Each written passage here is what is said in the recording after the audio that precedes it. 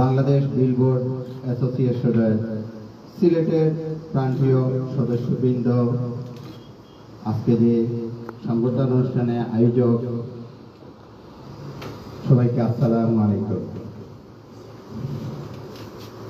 আমি প্রথমেই আল্লাহ রাব্বুল আলামিনের দরবারে শুকরিয়া আদায় করি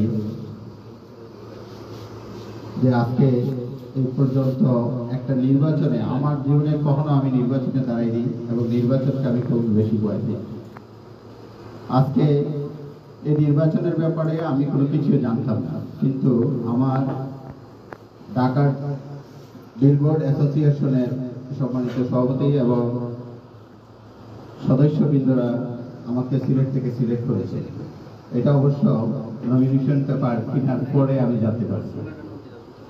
যাই হোক, তারপরে আমি যখন বললাম যে আমি তো কোনোদিন নির্বাচন করিনি, ওনারা আমাকে এটাই বললো যে আপনার কোনো চিন্তা করতে হবে। এর আগ থেকে উনি ব্যবসা করতেন। সিলেটের বিলবোর্ড ব্যবসা মনে হয় শুরু হয়েছিল আমার জানা মতো ওনার মাধ্যমে। উনি সবচেয়ে প্রথম মনে হয় ব্যবসা ছিল। ঢাকায় ছিল অনেক প্রতিষ্ঠান, সিলেটে এসে ব্যবসা করেছে, যেমন সাইনেস ছিল অনেক আগ থেকে।